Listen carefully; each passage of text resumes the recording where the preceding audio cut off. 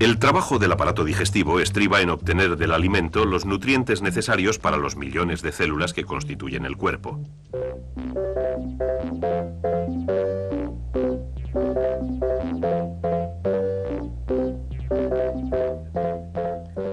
Las sustancias que debe tener el cuerpo están en el alimento que comemos. Del alimento proceden las proteínas, almidón y azúcares, carbohidratos y grasas, vitaminas y minerales que nos hacen crecer, mantenernos sanos y vivos. Pero el cuerpo no puede utilizar el alimento de la misma forma que cuando comemos. Debe disgregarse en partes que físicamente son más pequeñas y químicamente más sencillas. Y este es el trabajo del aparato digestivo. El alimento pasa la mayor parte del tiempo moviéndose por tres órganos durante el proceso de digestión: el estómago, el intestino delgado y el intestino grueso. Sigamos ahora el camino de la digestión desde el momento en que el alimento entra en la boca hasta que los nutrientes llegan a las células y el cuerpo elimina el resto. Se come. Se toma un bocado de algo y luego se mastica. Los dientes cortan el alimento moliéndolo al tiempo que la lengua se mueve y mezclándolo con la saliva. El proceso de digestión se inicia porque ocurren dos acontecimientos. El alimento se rompe en trozos más pequeños, parte que corresponde a la masticación, y el alimento empieza a disgregarse químicamente, trabajo que hace la saliva. En la saliva hay ciertos productos químicos, llamados enzimas, que inician la tarea de convertir los almidones de los alimentos en simples azúcares. La saliva la segregan las glándulas de la boca, y como principalmente es agua, la saliva también suaviza el alimento, dándole una forma que hará más fácil tragarlo. Cuando se está listo para tragar un bocado de alimento, la lengua lo empuja hacia la parte posterior de la boca. Tragar empieza como un acto consciente. Se traga cuando se quiere. Trabajan los músculos voluntarios. Pero una vez iniciado, el proceso de tragar se hace automático. Empiezan a trabajar músculos sobre los que no tenemos control, los músculos involuntarios. Y la tapa, la epiglotis, cierra la tráquea, el tubo que conduce a los pulmones. Esto impide que el alimento baje por este tubo y en cambio lo envía al tubo adecuado, el esófago, que conduce al estómago.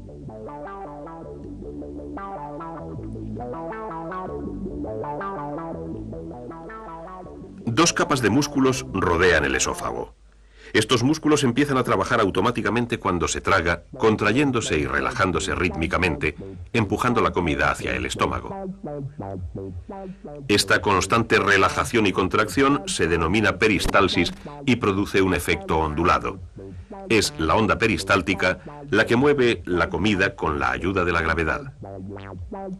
Y ahora la comida llega al estómago. Hasta ahora se ha realizado muy poco del proceso digestivo. Aquí ocurrirá mucho más. Se inicia un trabajo importante. El estómago está envuelto en capas de músculos, igual que el esófago, pero hay 3 capas en vez de 2.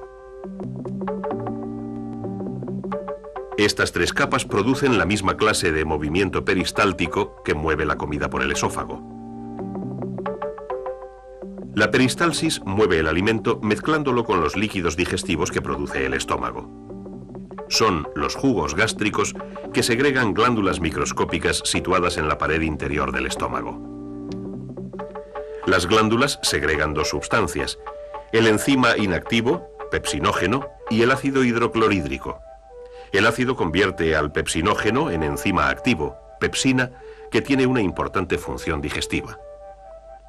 La pepsina puede descomponer moléculas de proteína complejas en partes químicas más sencillas. Aquí, en el estómago, se dan pasos importantes para la disgregación de las proteínas, pero no ocurre mucho con los carbohidratos o las grasas. Su disgregación se efectúa más adelante durante el proceso de digestión realizado en el intestino delgado. Las sustancias que segregan las glándulas del estómago para digerir la comida digerirían también el forro del estómago si no fuese porque otras glándulas segregan mucus. Este mucus recubre el forro del estómago y evita que los jugos gástricos actúen sobre él. En el estómago continúa la trituración y mezcla, prosiguiendo física y químicamente el trabajo de disgregación. Finalmente, las partículas de alimento serán lo bastante pequeñas para pasar a la corriente sanguínea. Esto ocurre en el estómago con parte del agua, la sal, azúcares simples y alcohol. Estas sustancias pasan por las paredes del estómago a los vasos sanguíneos que las rodean. Pero la mayor parte del alimento que entra en el estómago sigue su marcha. A intervalos regulares se abre un anillo de músculo que permite que el alimento en digestión pase desde el estómago al intestino delgado. Este órgano se llama delgado por su diámetro, de unos 3 centímetros. El intestino delgado es muy largo, unos 7 metros, y está retorcido formando un paquete.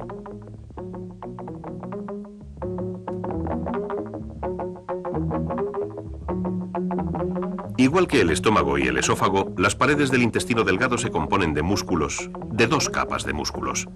Y el mismo movimiento peristáltico que empujó la comida por el esófago y por el estómago, mueve también el alimento en digestión por el intestino delgado.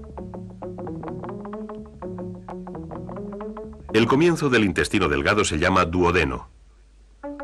La llegada del alimento en digestión a esta parte del intestino estimula la producción de ciertas hormonas en el duodeno.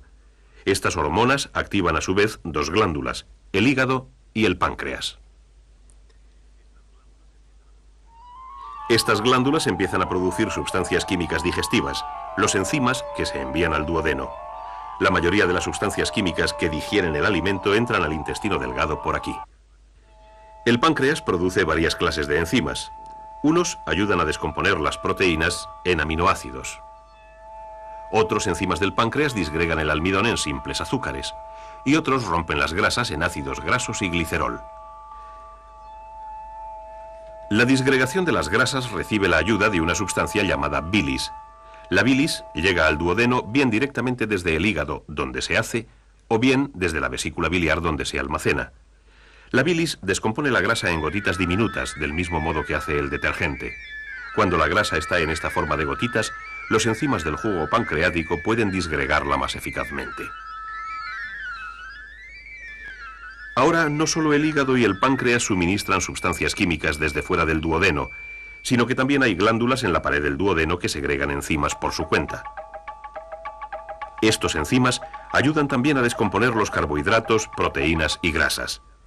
El propósito de toda esta actividad química estriba, claro está, en transformar el alimento que tomamos en algo lo bastante pequeño como para pasar por las paredes del intestino.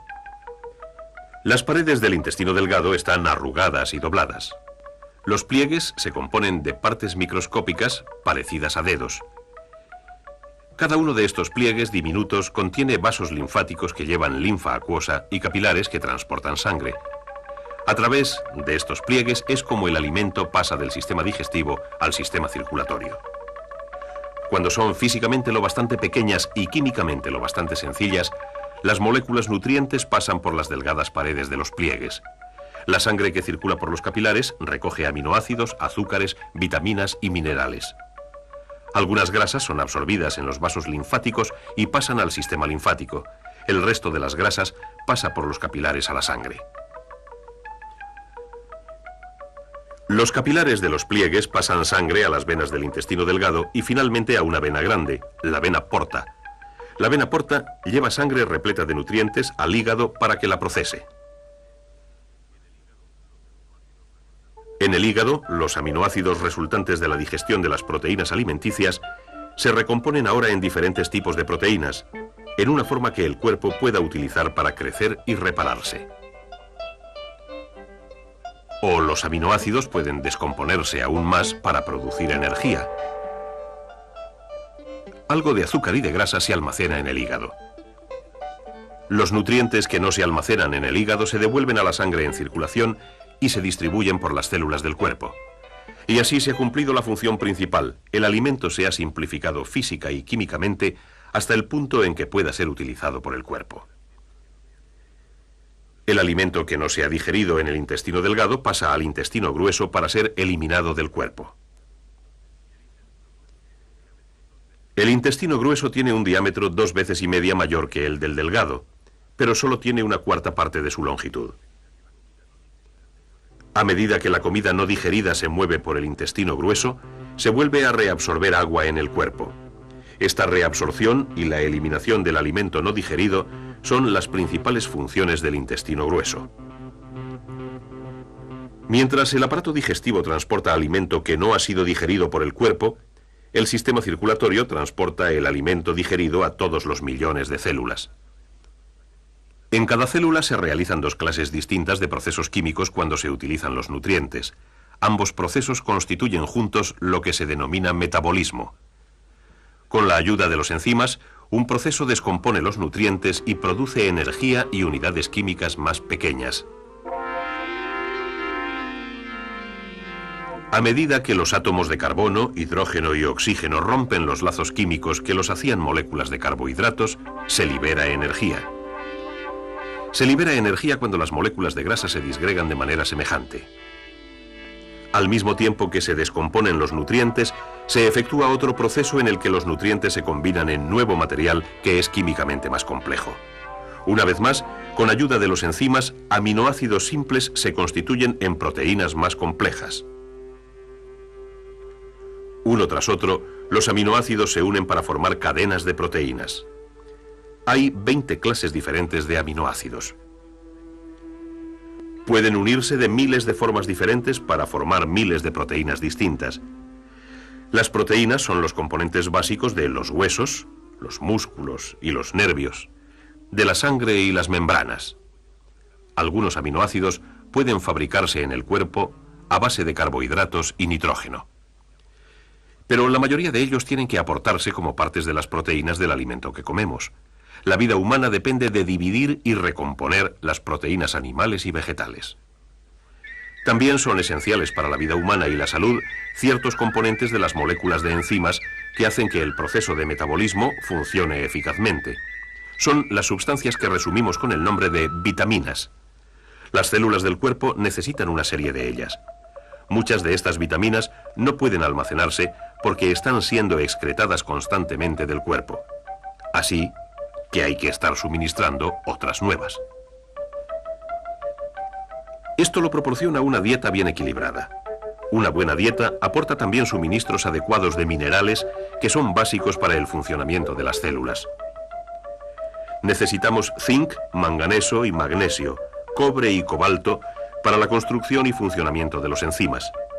Necesitamos hierro para la hemoglobina que fija el oxígeno a las células rojas de la sangre.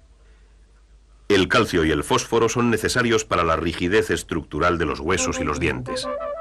Los cloruros de sodio y de potasio son componentes importantes de los fluidos de los tejidos. Se necesita iodina para hacer la hormona liberada por el tiroides. Y así, el aparato digestivo pone a disposición de todo el cuerpo sustancias que le son vitales para su salud, crecimiento y buen funcionamiento. Como las adecuadas cantidades de nutrientes son tan importantes para la existencia del cuerpo, hay partes de este que vigilan constantemente su buen aprovisionamiento de comida. Ciertas áreas del tallo del cerebro notan y controlan el nivel de azúcar disuelto en la sangre y si el estómago está vacío o lleno. Pero las emociones también desempeñan un papel importante en qué, cuándo y cuánto se come. La mente y la cultura afectan también los hábitos alimentarios, y a menudo se come sencillamente porque es la hora de una comida. El aparato digestivo tarda unas 24 horas en procesar completamente una comida. Tras pasar unos segundos por la boca y el esófago, el alimento se queda casi 4 horas en el estómago. Pasa entre otras 4 y 6 horas en el intestino delgado. Para entonces han sido absorbidos la mayoría de los nutrientes. Luego, lo que queda se mueve del intestino delgado al intestino grueso. Aquí viven varias colonias de bacterias. Prosperan a base de alimentos como la celulosa, que los enzimas no pueden digerir. Los productos de sus procesos metabólicos son las vitaminas K y el complejo B, que se absorben a través de las paredes del intestino grueso. Finalmente, unas 24 horas después de aportarlos, los restos de la comida, junto con los residuos de los enzimas digestivos utilizados y los fragmentos de células gastadas, están listos para deshacerse de ellos. Mientras tanto, ha empezado toda una serie de otras comidas que se abren camino en el proceso continuo de digestión. En el proceso continuo de obtener nutrientes de la comida para la vida de nuestras células.